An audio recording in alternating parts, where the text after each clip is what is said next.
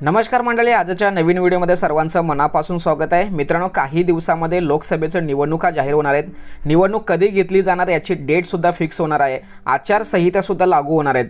परंतु मित्रांनो, आपल्याला आचारसंहिता म्हणजे काय, आचारसंहितेची नियमावली कशी असते, आचारसंहिता कधी लागू होते, आचारसंहितेमध्ये काय करावे आणि काय करू नये याविषयी संपूर्ण प्रश्नांची उत्तरं आपण या व्हिडिओमध्ये बघणार आहोत। व्हिडिओला सुरुवात करण्यापूर्वी चॅनलवरती जर नवीन असाल तर कृपा करा चॅनल सबस्क्राइब करा। अशाच महत्त्वपूर्ण व्हिडिओ या चॅनलवरती येत असतात। चला तर मित्रांनो, आचारसंहितेविषयी प्रश्नोत्तरास्वरूपामध्ये संपूर्ण माहिती पाहूया।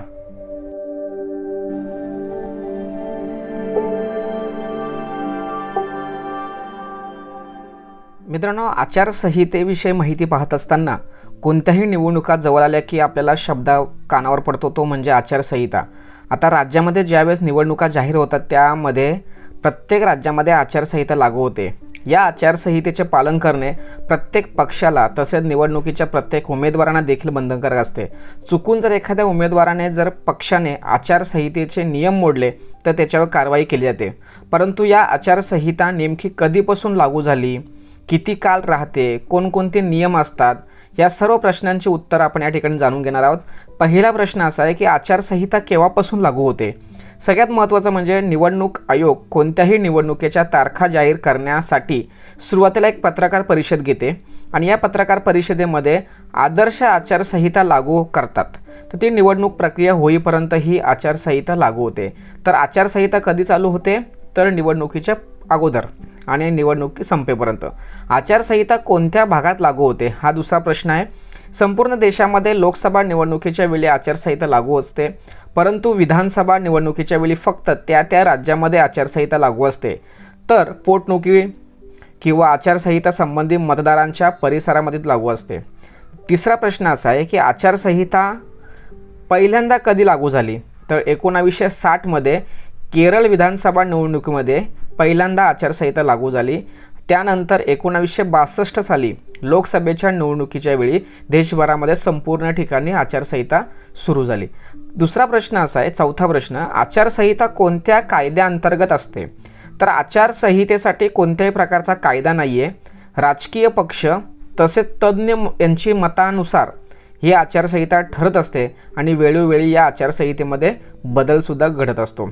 आता आचारसंहितेचे वैशिष्ट्य काय, तर आचारसंहितेमध्ये राजकीय पक्षांसाठी उमेदवारांसाठी काही महत्त्वाचे नियम ठरवलेले असतात।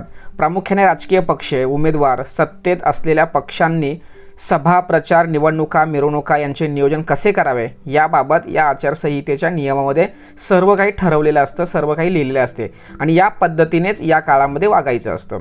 आता आचारसंहितेत पक्ष आणि उमेदवारांनी कोणते नियम पाळावे किंवा त्यांच्यासाठी कोणते नियम आहेत, तर समाजामध्ये द्वेष पसरू नये, वाद होईल असे कोणतेही वक्तव्य करू नये, तसेच सामुदायिक, धार्मिक किंवा भाषिक तेढ निर्माण होणार नाही असं कृत्य करू नये, हिंसक किंवा एखाद्या समाजाच्या भावना दुखतील असं कोणतेही वक्तव्य करू नये, हे पक्ष आणि उमेदवारांनी नियम पाळायचे असतात। त्यानंतर सातवा प्रश्न असा आहे, आचारसंहितेचे उल्लंघन केल्यास कोणती कारवाई होते, तर आचारसंहितेचे उल्लंघन केल्यास एखाद्या पक्षाने किंवा उमेदवाराने आचारसंहितेचे नियम पाळले नाही तर निवडणूक आयोग त्याच्यावर कठोर कारवाई करते। त्यावेळी संबंधित उमेदवाराला निवडणूक लढण्यापासून थांबवले जाऊ शकते। गरज पडल्यास त्याच्यावर खटलाई म्हणजे फौजदारी खटलाई दाखल होऊ शकतो। अधिक नियमांचे उल्लंघन केल्यास तुरुंगवासही शिक्षा भोगावा लागतो। अशा पद्धतीने आचारसंहितेचे उल्लंघन केल्यास कारवाईला सामोरे जावे लागतं। आठवा प्रश्न असा आहे, निवडणुकीच्या दिवशी मतदान केंद्राच्या परिसरात प्रचार करता येतो का। मतदानाच्या दिवशी मतदान केंद्रापासून 100 मीटरच्या आत तुम्ही प्रचार करू शकत नाही। जर केल्यास तर ते उल्लंघन समजून कारवाई त्याच्यावर होऊ शकते। मंत्री शासकीय मनुष्यबळ बंगला वापरू शकतो का आचारसंहितेच्या काळामध्ये, तर एकदा निवडणूक जाहीर झाली की आचारसंहितेनुसार कोणत्याही सरकारला किंवा कोणत्याही मंत्र्याला सरकारी योजनेचा लाभ घेता येत नाही किंवा कोणत्याही प्रकारच्या तुमच्या शासकीय मनुष्यबळाचा वापर करू शकत नाही किंवा विकास कामांची पायाभरणी किंवा भूमिपूजन करता येणार नाही। 10वा प्रश्न असा आहे, शासकीय अधिकाऱ्यांची बदली किंवा बढती होऊ शकते का। आचारसंहिता लागू झाल्यानंतर प्रत्यक्ष किंवा अप्रत्यक्षपणे निवडणुकी संबंधित सर्व अधिकार किंवा कर्मचाऱ्यांच्या बदल्या पूर्णपणे बंद असतात। अधिकाऱ्यांची बदली किंवा बढती आवश्यक असल्यास आयोगाची परवानगी घ्यावी लागते। 11वा प्रश्न, निवडणूक रॅली मिरवणूक काढू शकतो का? तर कोणत्याही राजकीय पक्षाला निवडणूक रॅली किंवा मिरवणूक काढण्याची असल्यास प्रथम पोलिसांची परवानगी घ्यावी लागते. निवडणूक प्रचार दरम्यान कोणत्याही व्यक्तीच्या घराच्या किंवा कार्यालयाच्या परिसरात किंवा भिंतीवर त्यांच्या परवानगीशिवाय पोस्टर, बॅनर किंवा झेंडे लावू शकत नाही. आणि 14वा प्रश्न असा आहे, आचारसंहितेचे उल्लंघन केल्यास कोणती कारवाई? तर आपण तो प्रश्न रिपीट झाला आहे, आपण तरीसुद्धा एकदा पुन्हा घेऊया. आचारसंहितेचं जर उल्लंघन केल्यास तुम्हाला आयोगाकडून तुमच्यावरती निवडणूक लढता येणार नाही अशी कारवाई होऊ शकते.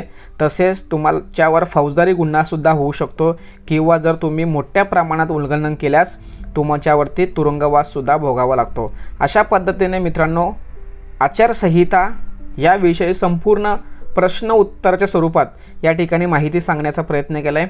कारण आता लोकसभेचं निवडणूक येते आणि या लोकसभेच्या निवडणुकीमध्ये आचारसंहिता लागू होणार आहे. आणि आचारसंहिता लागू झाल्यानंतर तुम्हाला माहीत पाहिजे की आचारसंहिता ही नेमकी काय असते, आचारसंहितेमध्ये काय करावं, काय करू नये. खूप महत्त्वाची इम्पॉर्टंट माहिती या ठिकाणी देण्याचा, समजावून सांगण्याचा प्रयत्न केलेला आहे. संपूर्ण व्हिडिओ, संपूर्ण माहिती महाराष्ट्रामध्ये प्रत्येक नागरिकापर्यंत पोहोचवण्यासाठी सहकार्य करा. आणि पुढील व्हिडिओसाठी शुभेच्छा घेऊन जय हिंद, जय महाराष्ट्र.